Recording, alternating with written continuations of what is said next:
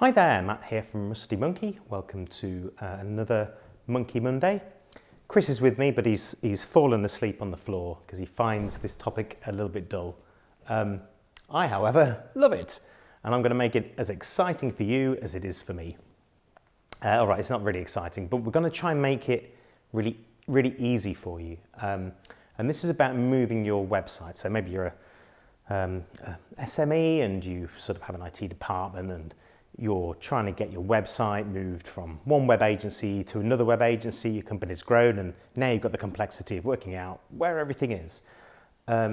So the first and most important thing you need to make sure you have access to is your domain. So what we've got at the bottom of this this vlog is a document that asks all of these questions. So there's a big sheet.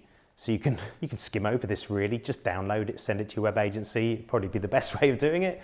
But if you're still with me, it details all of these questions I'm going to skim through now. And that first bit are these domain questions to ask. So the domain questions are really about your website.com, for instance, and that needs to be held with a registrar somewhere. So you want to make sure that registrar account is your account or your IT department have access to it. It should be within the company. It's the keys to the car. It's your registration document to your car. So with that, it helps with your disaster recovery. If your web agency gets destroyed by a meteor, you'll be able to go into your registrar and you'll be able to point the records and at least start again. Without that, you could be in a lot of sort of choppy water because you've got to try and get that domain recovered through some sort of authority that holds it all. So even if you're not moving your website, make sure you've got this because without it, it could be problematic. So on to the other bits. So it's just broken down into three sections here really. The first section is around the server. So these questions are really going to identify a few things for you and for your new agency.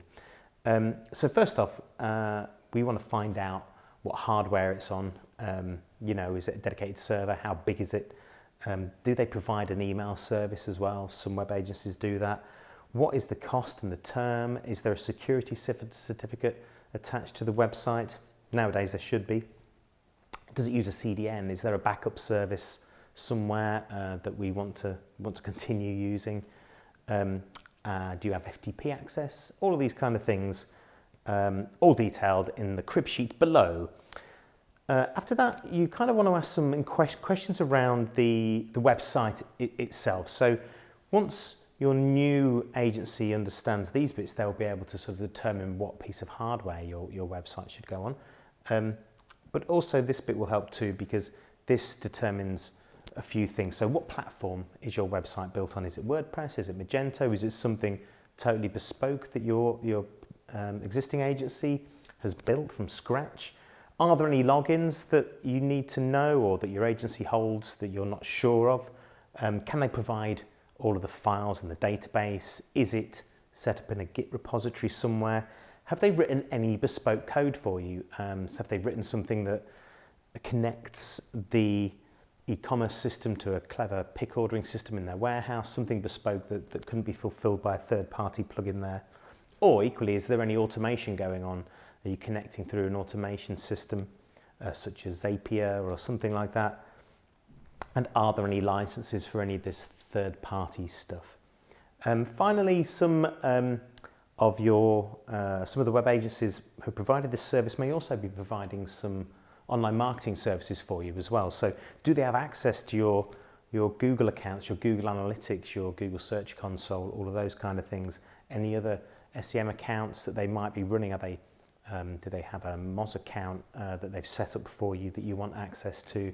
Do they have access to your social media? Who set up your social media originally? Was it these guys? Did you do it? Do you have access? Who's the owner?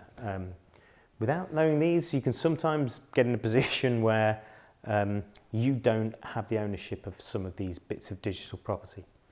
Do they run any email marketing campaigns for you? Do they help maintain a CRM, a customer relationship management system for you, or anything else really? What other bits of digital services or software have they set up and helping you maintain? All of these things as well, they may all come with a support contract as well. So one of the most important things to ask is what support contracts, what SLAs are in place, when do they end, and are there any costs involved with leaving early, or are there any costs involved in helping get all of this transferred over to your new agency of choice? So hopefully that was very helpful for you. There was a lot of acronyms in there that you may not have understood, but you don't need to necessarily understand all of it. What is very helpful for web agencies, both sides of this, is being able to get all of these questions answered in one place. So hopefully the document below is all you'll need. So I'm going to try and wake up Chris, and we'll be back next week for another Monkey Monday. Thank you very much. Bye. Come on, Chris. Wake up.